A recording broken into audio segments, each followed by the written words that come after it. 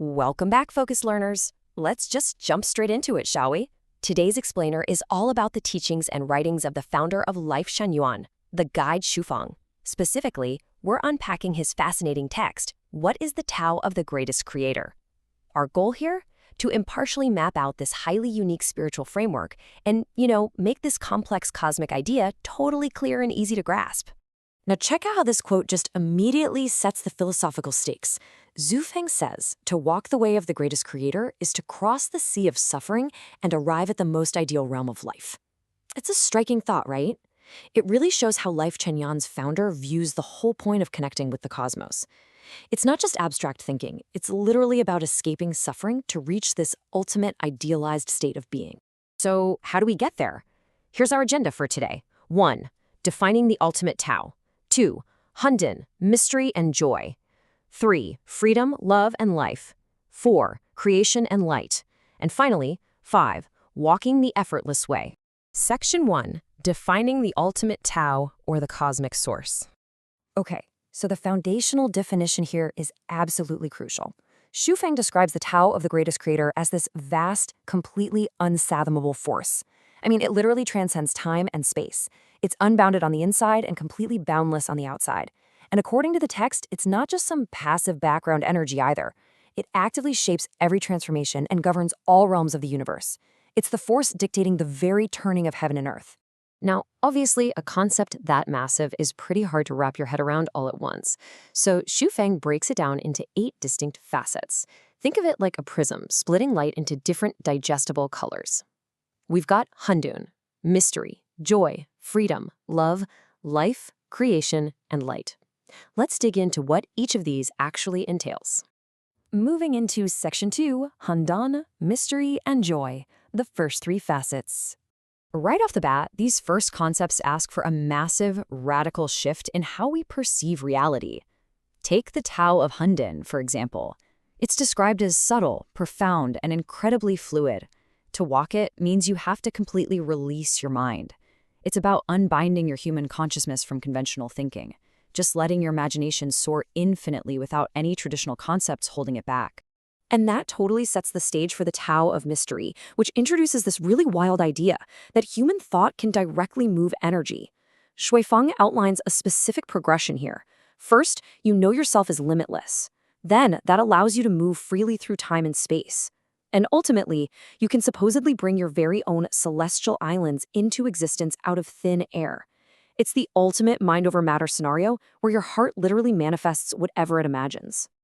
Rounding out this first trio is the Tao of joy. According to the text, pure delight, a state totally free of suffering or guilt, is reached by awakening what Shufeng calls great love. And honestly, the scope of this love is huge. It actively ignores and transcends nations, religions, families, and race. It's a call for universal love for the whole cosmos, the earth, and all of humanity, loving all things to find eternal freedom. All right, Section 3, freedom, love, and life. The next 3 facets. So, in this part of the text, the philosophy gets super focused on breaking conventional human chains. Just look at the sheer amount of baggage one has to drop to achieve the kingdom of freedom. To communicate directly with the creator, you have to let go of human classics and dogma. You've got to drop blind tradition, moral preaching, the worship of idols, and frankly, anything that chains down your free will. It is a stark contrast to organized religious rules. Then there's the Tao of love, and Shufeng's stance here is incredibly affirming. Love isn't framed as a sin or some worldly distraction. No, it is the creator's explicit gift. In fact, he argues that suppressing or destroying love actually betrays our innate human nature. Fully embracing love is presented as the very mechanism you need to truly understand the creator's great love. Now, here is a really fascinating comparison: how we measure existence. On the one hand, the standard human view is just bound by a single century, right? It's stuck in the material world and totally defined by conventional birth and death. But Shufeng's Tao of life demands a total paradigm shift. It asks us to measure life by eternity, focusing on these perfect ethereal realms that exist entirely beyond the concepts of being born or dying. Section 4, creation and light, the final 2 facets. Okay, Here, the philosophy really pivots toward active building. There's a super direct cause and effect happening in the Tao of creation. Basically, if you sow bitterness and squander your years, you're effectively forging your own hell. But if you pour your finite time into infinite creation by sowing joy, you open paradise. This personal creation is directly linked to ushering in the broader Life Shenyuan era for humanity. And that brings us to the final facet, the Tao of light. You can think of this as the psychological anchor of the entire philosophy. It demands absolute, unwavering trust.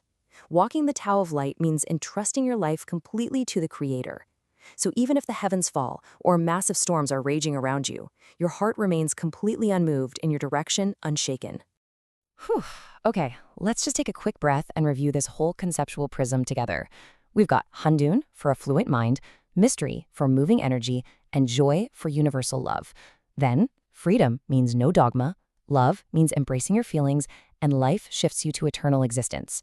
Finally, creation is about actively sowing joy, and light is that unwavering trust. Seeing them all laid out like this really helps click Guide Xufeng's complete framework into place, doesn't it? Finally, Section 5, Walking the Effortless Way, Practical Application. So, understanding all this esoteric theory is one thing, but how do you actually put it into practice day to day? Well, this is where we see perhaps the most striking contrast in the whole text. Life Yuan's founder flat out rejects traditional religious labor. The old path? It's all about toiling over virtues, endlessly chanting scriptures, and following a million rules. Xufeng's path, though, is described as effortless, simple, and direct. You basically just strictly follow the law of nature, and you're there. And if you successfully walk this effortless path with pure trust, the text promises a complete internal overhaul. We're talking all obstacles just completely dissolving. Gratitude totally replaces complaining. There's no more hatred or envy, no abusing others. It's described as stepping into a silent accord with the Creator and moving right toward the celestial realms. And that brings us to the end of our explainer mapping out Guide Xufeng's teachings. The text leaves us with this really profound final challenge. Xufeng states that he offers this revelation merely to point the way. But the real question is, how will you verify its truth in your own life? Whether you see this as a radical spiritual awakening or just a fascinating philosophical model, it definitely forces us to rethink our definitions of freedom, love, and reality itself. So, what do you think? Thank you so much for joining me today, Focused Learners. Keep asking questions and keep exploring.